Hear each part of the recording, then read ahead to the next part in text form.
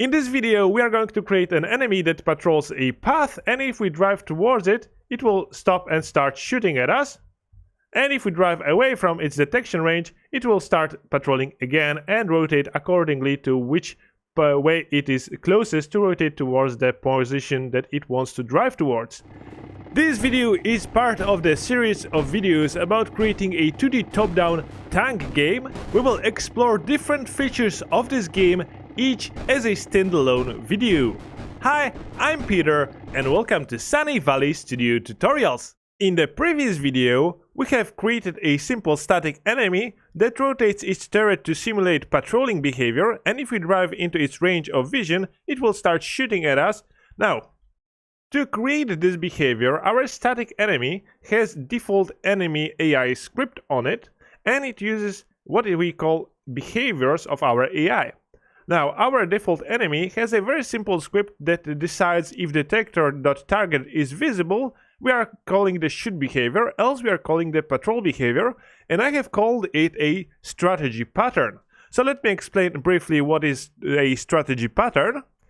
Okay, here we are in the Wikipedia article about strategy pattern, and let's take a look at the structure. So we have a context, and the context is simply our default enemy behavior, and we have a strategy, which is an interface, but basically what we want to have is an abstraction. In our case it is an abstract class that has a specific method. Here is an algorithm. In our case it is perform action, and it is accessed by the context, so by our default enemy behaviors, and our strategy abstract class defines what is the method that our concrete strategies should have. So we have perform action, and we have strategy 1 and strategy 2 here on this graph, and we want to create the concrete implementations of this strategy abstract class that defines what exactly should our AI do. So for our context is what the context should perform, what action.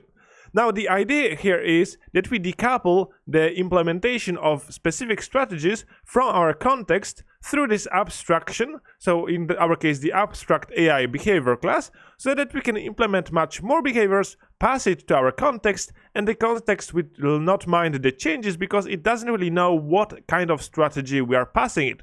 So let me show you in our example.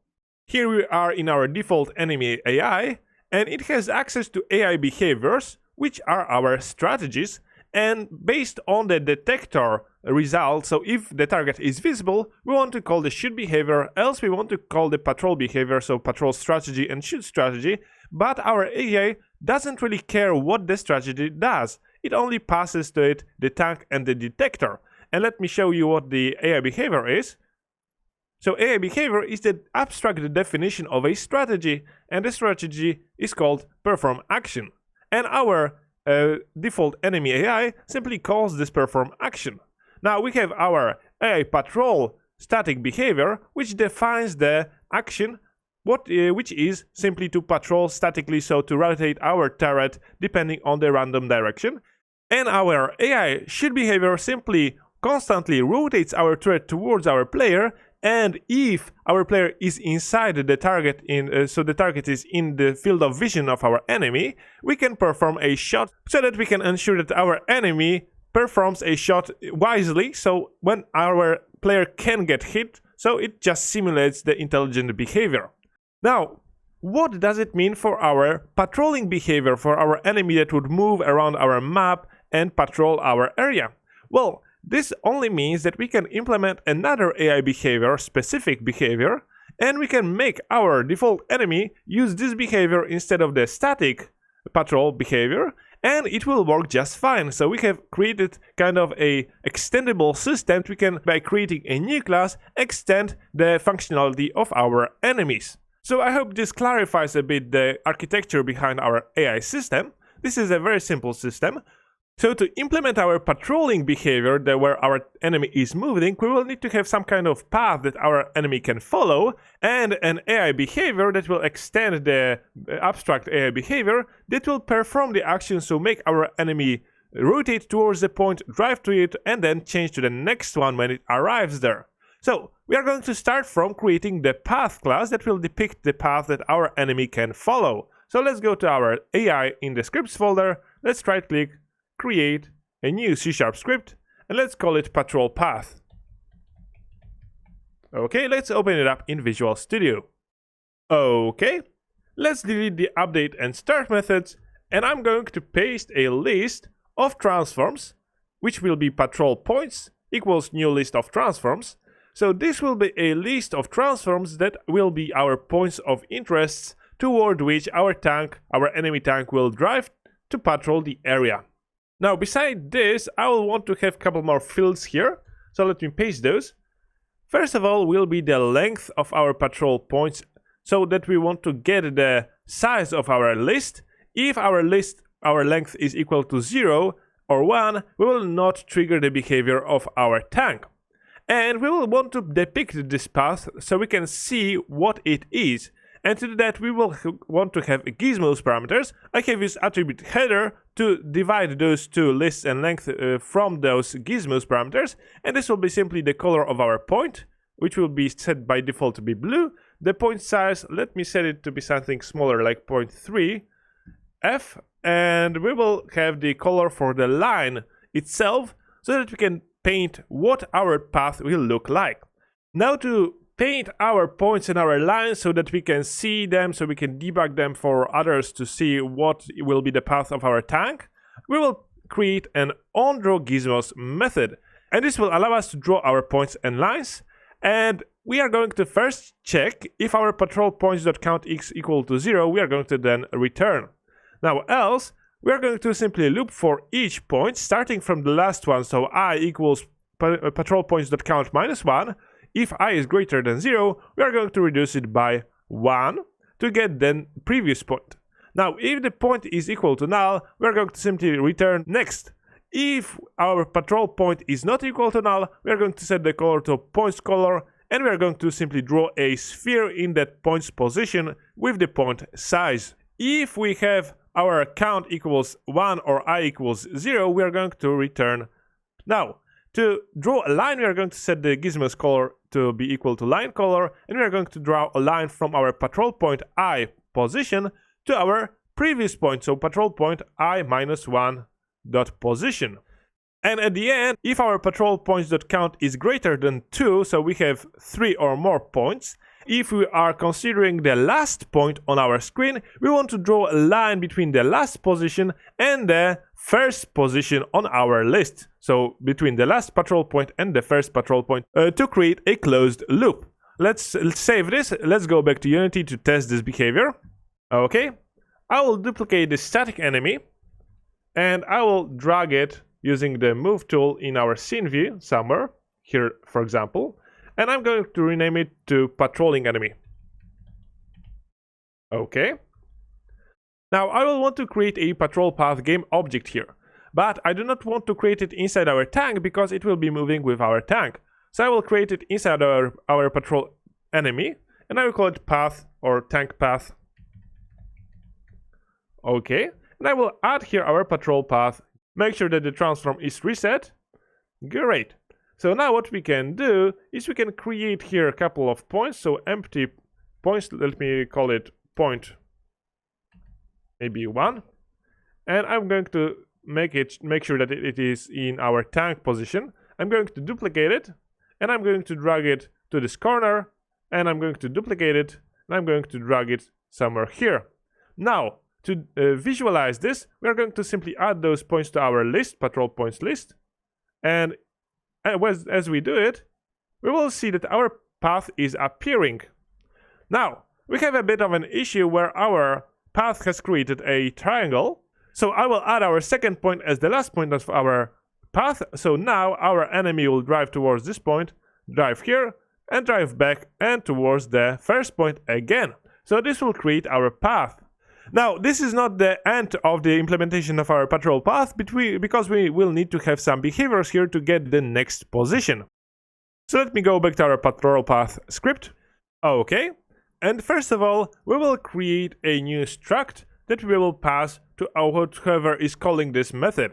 And we are going to create public struct path point, and it will contain a public int index and public vector to position, so that we can pass the index as well as the position to our AI behavior. And we could save this index in this patrol path class, or we can pass it to our class outside, and we can access the next position based on the index that we pass to this path. So let's type public, and we are going to return path point, and we're going to call it get closest path point. Okay, and we're going to get here a vector 3 tank position, or it could be a vector 2 because we're working in the 2D space. And let me paste the content of this method. So what we are going to do is we are going to simply set the min distance temporary variable to be float.max value and index to be -1. Now we are going to loop for each patrol points, so for I equals 0 to patrol points.count, and we are going to calculate the temporary distance equals vector to the distance between the tank position which we pass here and the patrol points.position. Now, if the temp distance is smaller than the min distance that we have set here, we are going to set the min distance to be temp distance and the index to be the I point, so the closest point that we have found so far. And we are going to loop for each point, so we are going to eventually end up with the closest point to our tank position and the index of it. So we are going to return a new path point, which is our struct, and we are going to call in the parentheses index equals index and position equals patrol points with the index, and we are going to pass the position of it. So now we can get the position as well as the index to the closest point that our tank should drive towards. Now, since we will have an index, we can create a method called getNextPathPoint, which will simply get an index as input, so the current index. We're going to calculate the new index equals index plus 1. If it is greater than patrol count or equal to patrol count, we are going to return 0. Else, we are going to return index plus 1 so that we can avoid going outside of the bounds of our list.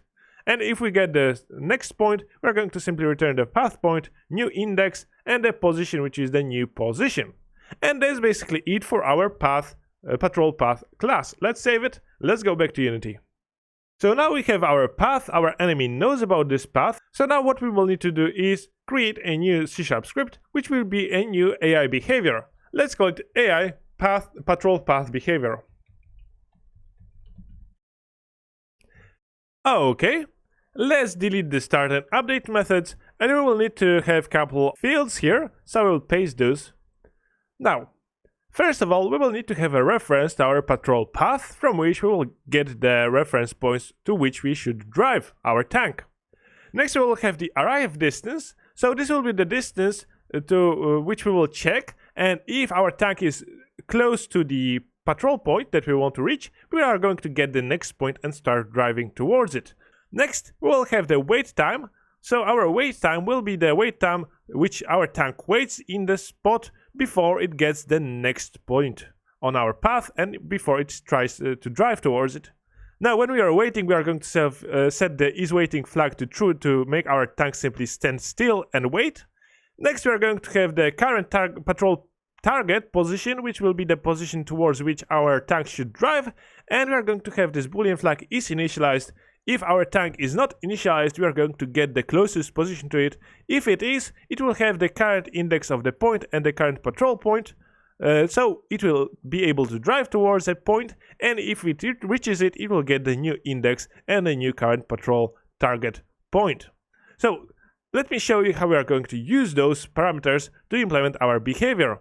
We will of course need to implement not mono behavior but AI behavior, and this has an abstract class. I'm going to right click, quick actions, and implement abstract method, and it will be the perform action method that gets the tank controller and the AI detector. Now here we will need to have also the access to the patrol path, so let's create awake, and awake will get if our patrol path is equal to null, we will simply get patrol path equals get component in children of type patrol path, so that we can be sure that we have this patrol path when we start our game.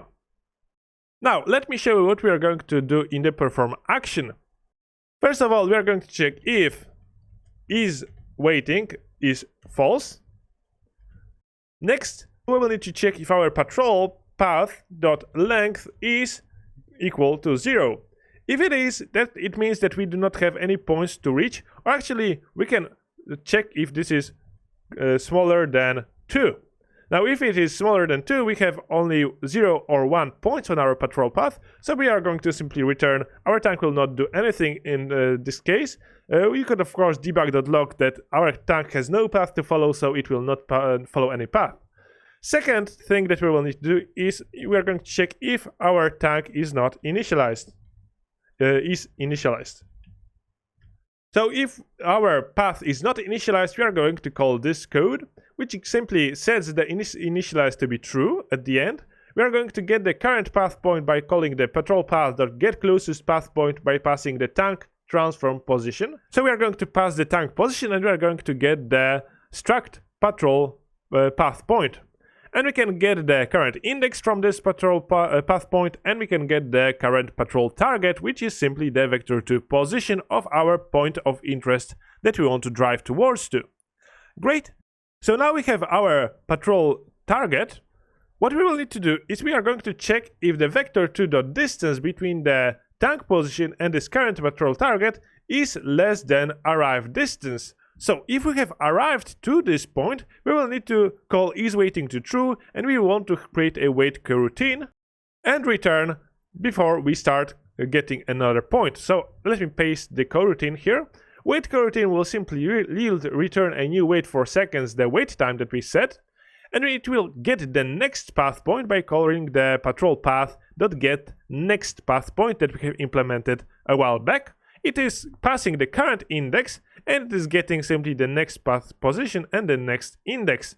And it will get either the next index or the 0 index depending on if we have reached the last position on our path. And it is setting the isWaiting to be false when it gets the new position. Now, when we know that we have a new position towards which we can drive, we can start driving. So two things that we will need to get is the direction to go, which will be the current patrol target minus the tank position as vector2, and we will need to get the dot product. So let me maybe show you the documentation for this vector2.dot-product. Okay, here is the vector3.dot, but basically this is the same, and you can see the dot product of two vectors. The dot product is a float value equals to the magnitudes of two vectors, and if for normalized vectors returns 1 if they point in exactly the same direction, and -1 if they point in completely opposite direction. So basically we can know that if the vector is equal to 1 or close to 1, we are pointing in the correct direction and we can move forward. If this is less than 1, it means that we need to perform rotation until the dot product is close to 1. So let me show you how we are going to handle it in our code. Okay, let me paste the code here. We are checking simply if the dot product is less than 0.98f. Now this is simply to check if the dot product is less than 1 or not.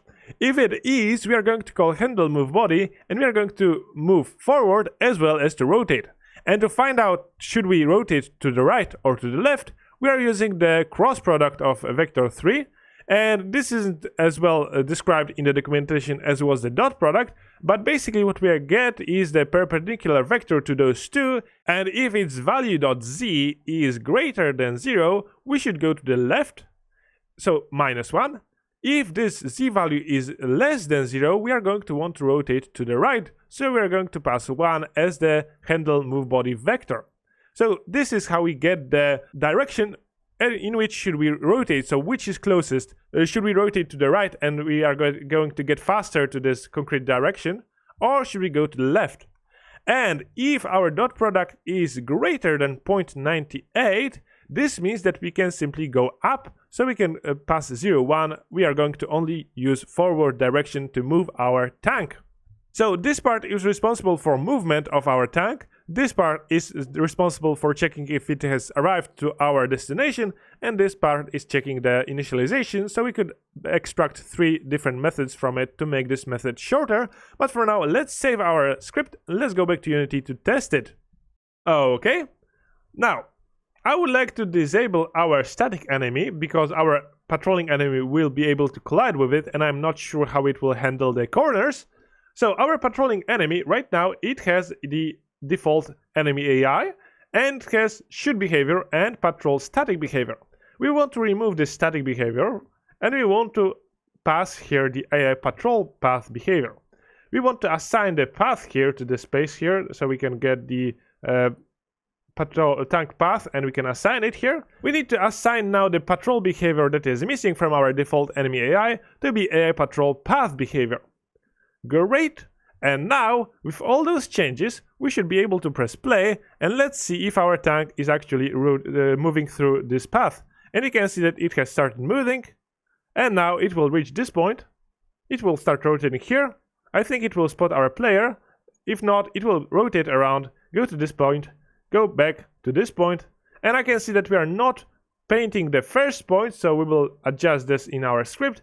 But you can see that now our enemy is following this path with us not modifying the currently existing classes but by just creating new classes. So this is the power of strategy pattern and planning our architecture to be more modular. Let's stop this game and let me add the code to paint the first point as well. So let me go to our patrol path script. Okay, and what we will want to do is add this I is greater or equal to 0 in the on-row gizmos, and there might be an issue where our I is equals -1, so we'll need to check if I equals -1 or our patrol points I equals null. We are going to simply return here. So this will protect from accessing the point -1 in our patrol points. Let's save our patrol path and let's go back to Unity. Okay, and as you can see, our points are drawn correctly. We can modify our tank path, so let's change the point size to something smaller. We can modify the color alpha to be transparent, and now it is a bit better visible, but we can still see our tank and everything that is underneath those points. So now we can again click play and let's see if our tank is following our path. Yes, it is. We could of course add a behavior for our tank to rotate the turret, and now if we drive towards our tank, it should stop and start shooting at us. If we drive away from its range of vision, it will continue patrolling. We have our patrolling enemy and we have our static enemy that we can place somewhere else. And we have two different enemies that we can use in our game. Now, of course, last thing that we can do is simply drag our patrolling enemy to our prefabs and create from it a prefab variant for our static enemy. So the only difference will be in the patrolling enemy that it now has AI patrol behavior path, patrol path behavior instead of patrol static behavior. Okay, now this was a pretty long video, but we have implemented another AI behavior, and this will conclude this section of the tutorial. In the next part, we are going to start implementing some feedback, because right now if we press play and if we drive to an enemy to destroy it, nothing happens. We can hit the obstacle, nothing happens, and if we kill the enemy, it just disappears. I would like to have some sound effects and visual effects and some UI for the health of our player and our enemy, so that we can breathe some more life into our game. Thank you very much for watching. If you want to support me, please take a look at my Patreon website. Check out my Udemy course about creating a 2D top-down shooter using the URP and Unity 2020. There will be a link with a discount in the description if you are interested. Leave a like, subscribe, and I will see you in the next video. Take care!